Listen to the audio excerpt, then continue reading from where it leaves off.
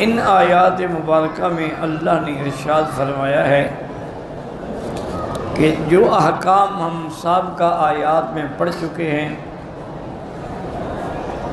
جو محرمات ہم پڑھ چکے ہیں، جو منکرات ہم پڑھ چکے ہیں، یہ تمام احکام جو ہیں ذالک مما اوحی الیک ربک من الحکمت، میرے محبوب یہ تیرے رب نے تمہاری طرف وحی فرمائی ہے تاکہ آپ لوگوں کو ہدایت کر سکیں۔ وَلَا تَجْعَلْ مَعَ اللَّهِ إِلَٰهًا آخر، اللہ کے ساتھ کسی دوسرے کو معبود نہ بنائیں۔ فَتُلْقَىٰ فِي جَهَنَّمَ، پھر آپ جہنم میں ڈالے جائیں گے، ملومن، یا لوگ ملامت کریں گے، مدحوراً معنی یعنی خیر سے بعید، مطرود، ٹھکرایا ہوا۔ لیکن یاد رکھیں کہ ایسے جو خطاب ہوتے ہیں نا کہ وَلَا تَجْعَلْ مَعَ اللَّهِ إِلَٰهًا آخر، یہ دراصل خطاب تو بظاہر حضور کو ہوتا ہے لیکن مقصود امت ہوتی ہے، کیونکہ اللہ کے نبی تو معصوم ہیں، وہ تو گناہوں سے بھی پاک ہے، چاہے جائے کہ وہ شرک کریں، لیکن جب اللہ کے پیغمبر کو کہا جائے تو پھر امت کے لیے تنبیہ ہوتی ہے۔ جیسے اللہ نے فرمایا فَلَا تُطِعِ الْكَافِرِينَ وَالْمُنَافِقِينَ، حضور تو کبھی اطاعت نہیں کرتے تھے، لیکن ہدایت ہے آپ کی امت کو کہ کسی کافر یا منافق کی اطاعت نہ کرے۔ اسی طرح اللہ نے فرمایا تھا وَلَا تُطِعْ كُلَّ حَلَّافٍ مَّهِينٍ، آپ اس کی بات بھی ہرگز اطاعت نہ کریں جو قسمیں کھانے والے ہیں اور حقیر اور ذلیل ہیں۔ تو اس لیے کبھی کبھی خطاب بظاہر حضور کو ہوتا ہے لیکن مراد امت۔ اب اس کے بعد مشرکین کے ایک اور دعوے کا رد ہے، چونکہ مشرکین جو ہے نا جی ان کے کئی قسمیں تھیں۔ جیسے یہودیوں کا یہ دعویٰ تھا کہ حضرت عزیر جو ہے یہ اللہ کا بیٹا ہے، اور نصارہ کا یہ دعویٰ تھا کہ حضرت عیسیٰ علیہ السلام جو ہے یہ خدا کا بیٹا ہے، جس کا ذکر قرآن پاک میں ہے کہ قالت الیہود عزیر ابن اللہ، یہودیوں کا یہ دعویٰ تھا کہ حضرت عزیر جو ہے یہ اللہ کے بیٹے ہیں۔ وقالت النصارى المسیح ابن اللہ، اور نصرانیوں کا یہ عقیدہ تھا کہ عیسیٰ علیہ السلام خدا کا بیٹا ہے، اور مکے والوں کا یہ عقیدہ تھا کہ جتنی فرشتے ہیں نا دراصل یہ اللہ کی بیٹیاں ہیں، اسی لیے ہمیں فرشتے نظر نہیں آتے، اللہ نے پردے میں رکھا ہوا ہے۔ تو اب ان کے ان عقیدوں کا رد کیا جاتا ہے کہ کیا کہہ رہے ہیں، اپنے لیے تو لڑکے پسند کرتے ہو، خدا کے لیے لڑکی، یعنی جو خالق ہے، جو مالک ہے، اس کے لیے تو لڑکیاں، تمہارے لیے لڑکے ہوں۔ اگر اتفاق سے لڑکی پیدا بھی ہو جائے تو مار ڈالتے ہو۔ تو بہرحال افاصفاکم ربکم، کیا تمہارے رب نے چن لیا ہے تمہارے لیے، تمہیں لڑکوں کے لیے، اور اپنے لیے فرشتے جو ہیں وہ لڑکیاں رکھی۔ انکم لتقولون قولا عظیما، یہ بہت بڑا چیز ہے جو تم کہتے ہو اپنی زبانوں سے کہ اللہ کی اولاد ہے۔ اللہ تو اولاد سے پاک ہے، اس کی تو صفت ہے لم یلد ولم یولد، نہ وہ جینا گیا نہ اس نے کسی کو جینا ہے، اور ہر چیز میں یاد رکھیں کہ اللہ کی توحید ہوتی ہے۔ تو معلوم یہ ہوا کہ جو پیدا ہو کسی سے، یعنی جس کا باپ ہو، خدا نہیں ہو سکتا، اور جس کی اولاد ہو وہ بھی خدا نہیں ہو سکتا، کیونکہ اللہ کی نہ اولاد ہے نہ ماں باپ ہے۔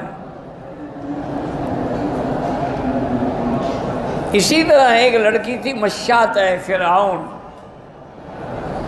فرعون کے گھر میں اس کی بیٹی کی یعنی سگار کے لیے، اس کے زلفیں سنوارنے کے لیے، میک اپ کرنے کے لیے وہ لڑکی رکھی ہوئی تھی، وہ ٹرینڈ تھی۔ جیسے آج کل بیوٹی پارلر بنے ہوئے ہیں،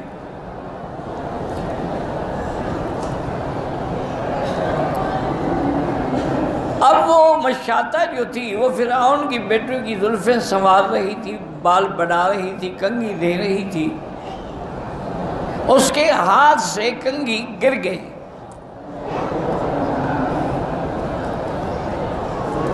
اس کے منہ سے فوراً نکلا کہ بسم اللہ۔ تو فرعون کی لڑکی نے کہا کیا کہہ رہی ہو، کس کا نام لے رہی ہو؟ نے کہا خدا کا نام لے رہی ہوں۔ انہوں نے کہا کیا تمہارا خدا یعنی میرے باپ کے علاوہ اور کوئی خدا ہے؟ انہوں نے کہا ہاں، رب کا رب فرعون، میرا خدا تو وہ ہے جو فرعون کا بھی خدا ہے۔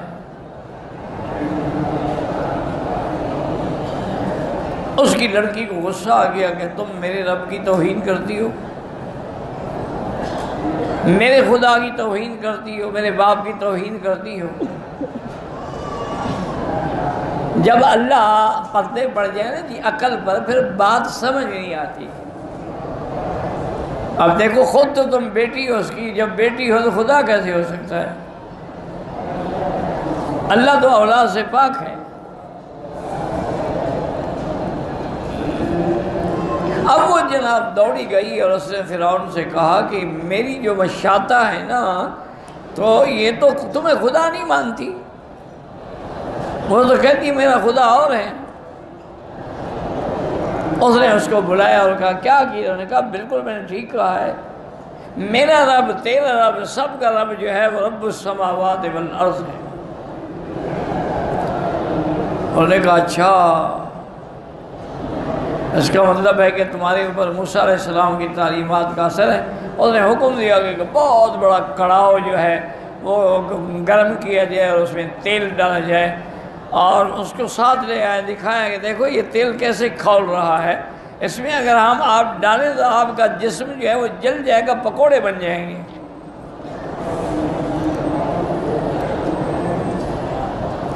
تم نے میری بیٹی کی خدمت کی ہے، میں تمہیں موقع دیتا ہوں کہ اگر تم اب بھی انکار کر دو اور مجھے اپنا خدا مان لو، پھر میں تمہیں یہ سزا نہیں دوں گا، ورنہ میں تمہیں اسی آگ میں جلاؤں گا، اسی تیل میں جلاؤں گا۔ اور نے کہا میں تمہیں خدا نہیں مانتی۔ اور نے حکم دیا کہ اس کو ڈالو۔ جب جانے لگی تو آخر عورت ہے نا جی، اس کا ایک چھوٹا بچہ بھی تھا، اسے اٹھایا ہوا تھا، وہ بیچاری اپنے لیے بھی اور بچے کے لیے بھی ڈر گئی کہ چلو اچھا ہے اگر میں کہہ دوں جان بچانے کے لیے میرا بچہ بھی بچ جائے گا میں۔ لیکن جب وہ ہچکچانے لگی تو وہی بچہ بول پڑا، اس نے کہا اماں جلدی جاؤ، کود جاؤ اس کے اندر، آگے ہمارے لیے جنت ہے۔ اب جب اس نے اپنے معصوم بچہ جو دودھ پیتا ہے اس کی بات سنی، فوراً چھلانگ لگا کے اس میں چلی گئی اور اللہ کے راستے میں شہید ہو گئی۔ تو اس لیے ہمیشہ یاد رکھیں کہ جب اللہ ناراض ہوتا ہے نا پھر پردے چھن جاتے ہیں، عقل میں پردے پڑ جاتے ہیں۔ فرعون دیکھو تمہاری اولاد ہے تم خدا کیسے ہو گئے، تمہاری بیوی ہے تم خدا کیسے ہو گئے؟ متخذ صاحبۃ ولا ولدا، اس کی تو صفت یہ ہے کہ نہ اس کی وہ بیوی ہے نہ اولاد ہے۔ اسی لیے آگے اللہ فرماتے ہیں وَلَقَدْ صَرَّفْنَا فِي هَذَا الْقُرْآنِ لِيَذَّكَّرُوا وَمَا يَزِيدُهُمْ إِلَّا نُفُورًا۔ اللہ نے فرمایا قرآن میں ہم نے کئی مثالیں دی ہیں، قرآن میں ہم نے کئی وعید بیان کیے ہیں مختلف اسلوب سے تاکہ لوگ نصیحت پکڑیں، لیکن یہ بدبخت ایسے ہیں کہ جو قرآن سنتے ہیں اور دور ہوتے چلے جاتے ہیں۔ اسی لیے اللہ نے فرمایا کہ ذل بہ کثیرا ویہدی بہ کثیرا، قرآن سے کئی لوگ ہیں جو انکار کر کے گمراہ ہو گئے اور کئی لوگ ہیں جو ہدایت پا گئے۔ اسی لیے ان کو بھی جب توحید اور قرآن کی آیات سنائی اور بھاگتے ہیں۔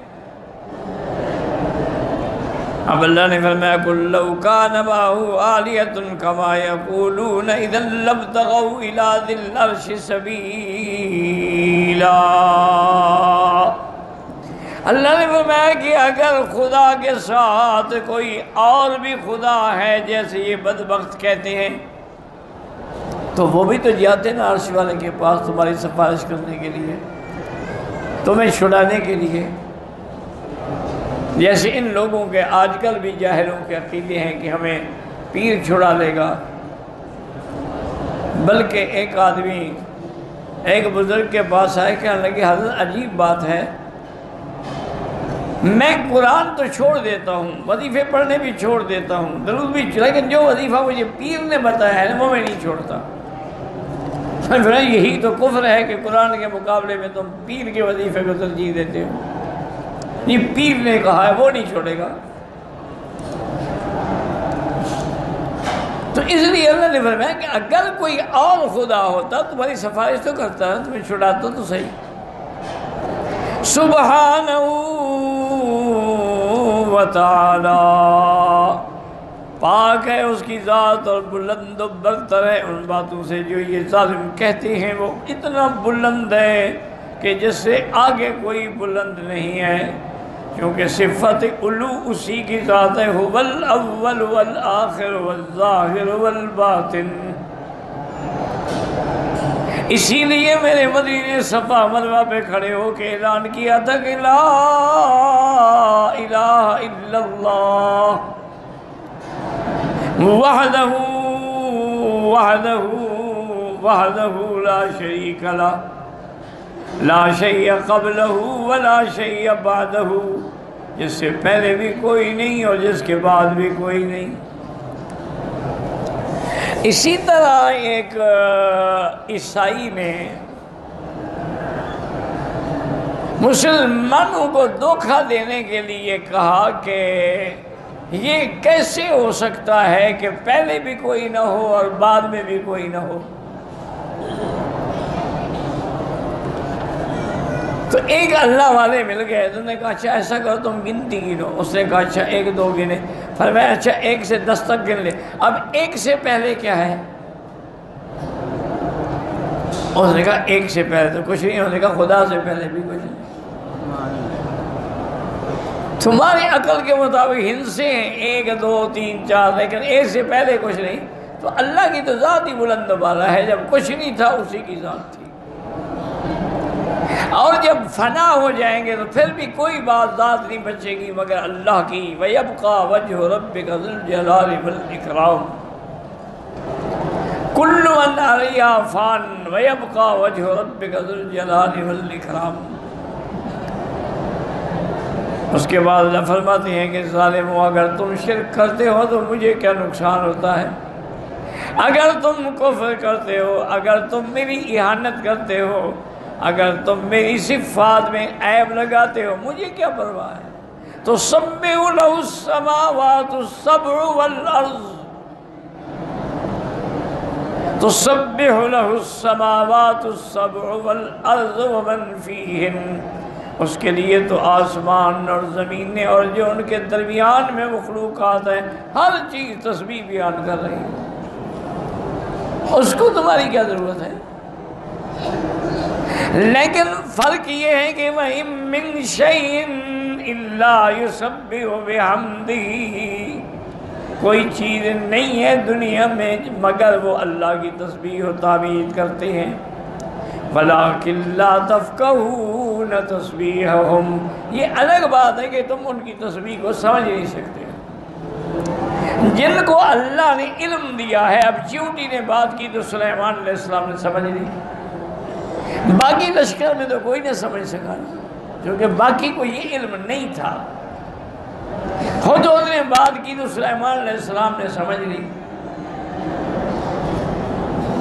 اسی طرح ایک ستون تھا مدینہ منورہ کے ریاض الجنہ میں، محراب کے قریب کھجور کا تنا تھا، اس سے حضور ٹیک لگا کے کھڑے ہو کے جمعہ کا خطبہ پڑھتے تھے۔ آج بھی اس توانہ حنانہ وہاں موجود ہے، ستون میں لکھا ہوا ہے۔ ایک عورت نے آ کے عرض کیا، ان کا حضور میرا جو عبد ہے نا، میرے پاس جو ملازم ہے، وہ لکڑی کا بڑا اچھا کام کرتا ہے، اگر آپ کہیں تو آپ کے لیے بھی ہم ممبر بنا لیں، آپ کو کھڑے کھڑے تکلیف ہوتی ہے، اور اچھا بنا لیں۔ تو اس نے 3 قدم کا ایک ممبر بنا کے حضور کی خدمت میں رکھا۔ اب حضور جب جمعہ کے لیے آئے تو اس منبر پہ کھڑے ہوئے، ستون کے پاس نہیں گئے۔ صحابہ کہتے ہیں کہ ستون نے رونا شروع کر دیا حضور کے فراق میں، حتیٰ کہ ہم اس کے رونے کی آواز سن رہے تھے۔ حضور اتر آئے، اتر کے اس کو سینے سے لگایا۔ صحابہ کہتے ہیں ہم دیکھ رہے تھے کہ سینے سے لگانے کے بعد وہ آہستہ آہستہ چپ کر گیا، جیسے بچہ چپ کرتا ہے۔ تو اس کا مطلب ہے کہ لکڑی جو ہے اس کے اندر بھی اللہ نے شعور رکھا ہے، عقل رکھا ہے، وہ بھی رو رہی ہے۔ اللہ نے فرمایا میرے لیے تو ہر چیز تسبیح کرتی ہے، تم نہیں کرو گے تو کیا فرق پڑے گا؟ یہ الگ بات ہے کہ تم سمجھ نہیں سکتے ہو۔ وَلَٰكِن لَّا تَفْقَهُونَ تَسْبِيحَهُمْ، چونکہ ہر کسی کی تسبیح اس طرح ہے جیسے ان کو اللہ نے سکھلایا ہے۔ کُلٌّ قَدْ عَلِمَ صَلَاتَهُ وَتَسْبِيحَهُ، ہر چیز کو اللہ نے علم دیا ہے کہ تمہاری نماز کیا ہے، تمہاری تسبیح کیا ہے۔ إِنَّهُ كَانَ حَلِيمًا غَفُورًا۔ تو اس کے بعد سوال ہوتا تھا کہ جب اتنی بڑی مقدس شان ہے اور یہ بدبخت توہین کرتے ہیں تو خدا ان کو پکڑ کیوں نہیں لیتا؟ اللہ نے فرمایا اس کی صفت ہے کہ وہ حلم والے ہیں، وہ مہلت دیتے ہیں، غلطی کرو تو معاف کر دیتے ہیں، لیکن جب پکڑنا چاہیں گے تو پھر ان بطش ربک لشدید، پھر اس کی پکڑ جو ہے بڑی سخت ہے۔ تو لہذا ان آیات مبارکہ میں اللہ تبارک و تعالیٰ نے ہمیں یہ ہدایات عطا فرمائی ہیں حضور صلی اللہ علیہ وسلم کے ذریعے سے۔ واللہ اعلم۔